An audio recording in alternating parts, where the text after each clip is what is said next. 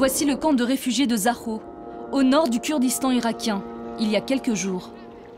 Une ville dans la ville. 9400 personnes vivent ici. C'est là que nous retrouvons Ediya et ce qu'il reste de ses proches. Les djihadistes ont massacré une centaine de membres de sa famille. Elle n'a plus aucune nouvelle de son mari. Ediya vit sous cette tente avec ses 2 parents et ses enfants. Elle nous raconte son évasion. On se disait, soit on leur échappe, soit ils nous tuent.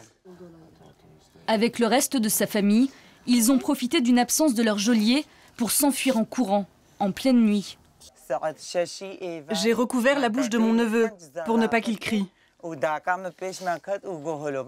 Quand les djihadistes se sont rendus compte qu'on avait fui, ils se sont lancés à nos trousses. Ils ont allumé des feux de détresse pour nous éclairer dans l'obscurité et nous repérer. Ils nous cherchaient aussi avec leurs lampes torches. On a dû s'allonger à 5 reprises. On se mettait à plat ventre pour se cacher. Assis à ses côtés, Elias et Dilvin. Ce sont ses 2 enfants qu'elle avait dû laisser derrière elle, aux mains des djihadistes. Eux aussi, ils ont réussi à s'échapper miraculeusement. Elle les a retrouvés il y a 3 mois seulement.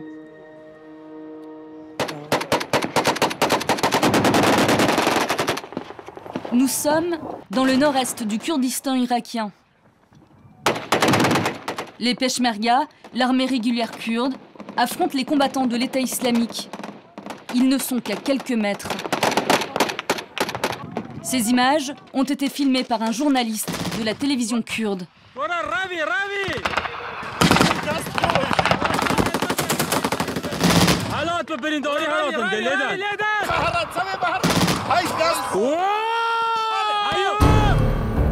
Ce journaliste a aussi tourné d'autres images, très rares.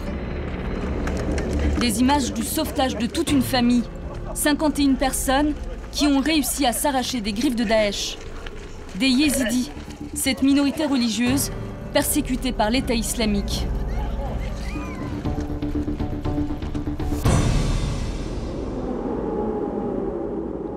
Tout commence en février 2015, au mont Sinjar. Ce jour-là, le commandant kurde Sadiq Korki monte une opération pour aller récupérer un groupe de Yézidis qui a réussi à échapper aux djihadistes. L'un de ses agents infiltrés au sein même de Daesh va aider les réfugiés à quitter la zone dangereuse. Le commandant lui donne ses dernières instructions. Ils sont 51. Ce sont des femmes et des enfants. Tu les récupères et tu les conduis là où on a dit. Merci, merci. J'espère qu'on peut faire confiance à cet homme.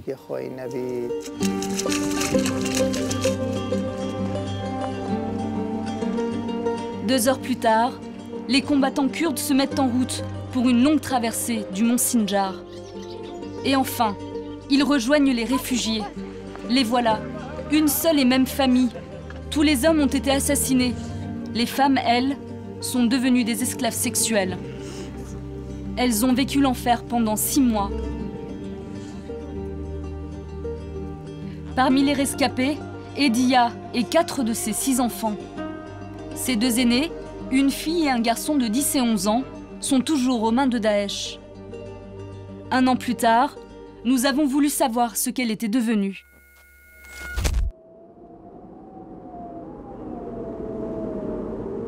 Voici le camp de réfugiés de Zahro, au nord du Kurdistan irakien, il y a quelques jours. Une ville dans la ville. 9400 personnes vivent ici. C'est là que nous retrouvons Ediya et ce qu'il reste de ses proches. Les djihadistes ont massacré une centaine de membres de sa famille. Elle n'a plus aucune nouvelle de son mari. Ediya vit sous cette tente avec ses 2 parents et ses enfants. Elle nous raconte son évasion. On se disait, soit on leur échappe, soit ils nous tuent. Avec le reste de sa famille, ils ont profité d'une absence de leur geôlier pour s'enfuir en courant, en pleine nuit. J'ai recouvert la bouche de mon neveu pour ne pas qu'il crie. Quand les djihadistes se sont rendus compte qu'on avait fui, Ils se sont lancés à nos trousses. Ils ont allumé des feux de détresse pour nous éclairer dans l'obscurité et nous repérer. Ils nous cherchaient aussi avec leurs lampes torches. On a dû s'allonger à 5 reprises. On se mettait à plat ventre pour se cacher. Assis à ses côtés, Elias et Dilvin. Ce sont ses 2 enfants qu'elle avait dû laisser derrière elle, aux mains des djihadistes. Eux aussi, ils ont réussi à s'échapper miraculeusement. Elle les a retrouvés il y a 3 mois seulement. J'étais très heureuse, très heureuse. J'ai remercié 100 fois Dieu d'avoir pu les retrouver. Le monde s'est éclairé à nouveau quand mes enfants ont été libérés. C'est comme si je renaissais. Edia est restée près d'1 an sans aucune nouvelle d'eux. Pendant tout ce temps, Elias, 11 ans, est intégré de force dans un camp d'entraînement, comme celui que l'on voit sur cette vidéo de propagande de l'État islamique. Là où les enfants sont transformés en machines de guerre.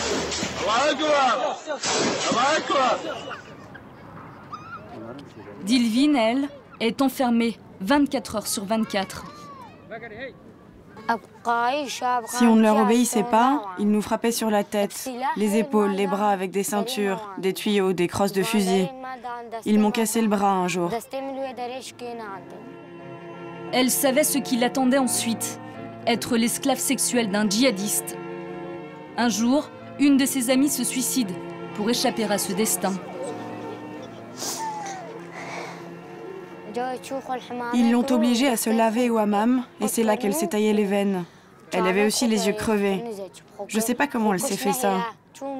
Elle s'est suicidée pour ne pas qu'il la marie. Daesh a recouvert son corps d'un tissu blanc et l'a jeté dans la rue. Ils étaient dégueulasses. Quelle religion permet de faire ça? Un électrochoc pour Dilvin. À ce moment-là, elle décide de s'évader. À 10 ans, elle fait preuve d'un sang-froid incroyable. Elle prétend être malade pour voler des somnifères à l'infirmerie. Elle les dilue dans le thé de ses geôliers, vole leur téléphone et prend la fuite. Par une coïncidence extraordinaire, son frère s'évade au même moment. Il se retrouve ici, au camp. Seul survivant de tous les hommes de la famille, Ali, le grand-père de Dilvin. Il a réussi à s'échapper 10 jours après avoir été fait prisonnier par les djihadistes. Il nous conduit là où il habitait. C'est la première fois qu'il revient ici. Il découvre une ville fantôme, détruite. Mon Dieu, mon Dieu. Là, il y avait la mairie de Sinjar. Prends à droite, s'il te plaît. Juste en face, là-bas, il y avait le minaret de Sinjar. Il ne reste plus rien. Son village est juste en face, à quelques centaines de mètres. Mais impossible d'y aller, le terrain est miné. À 80 ans, ce grand-père n'aurait jamais imaginé qu'un jour il serait chassé de son village natal. Voilà mon village. Ma maison est là-bas. Les hommes de Daesh nous ont rassemblés et puis ils ont séparé les femmes.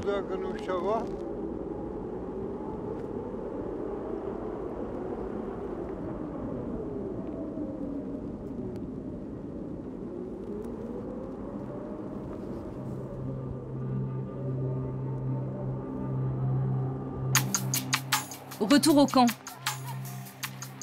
Traumatisés par leur expérience, Dilvin et sa mère vont rencontrer un psychologue pour la toute première fois.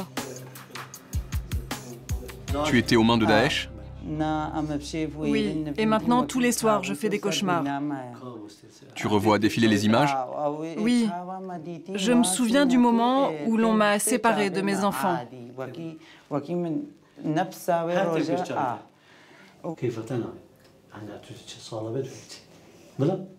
Et toi, tu t'appelles Dilvin.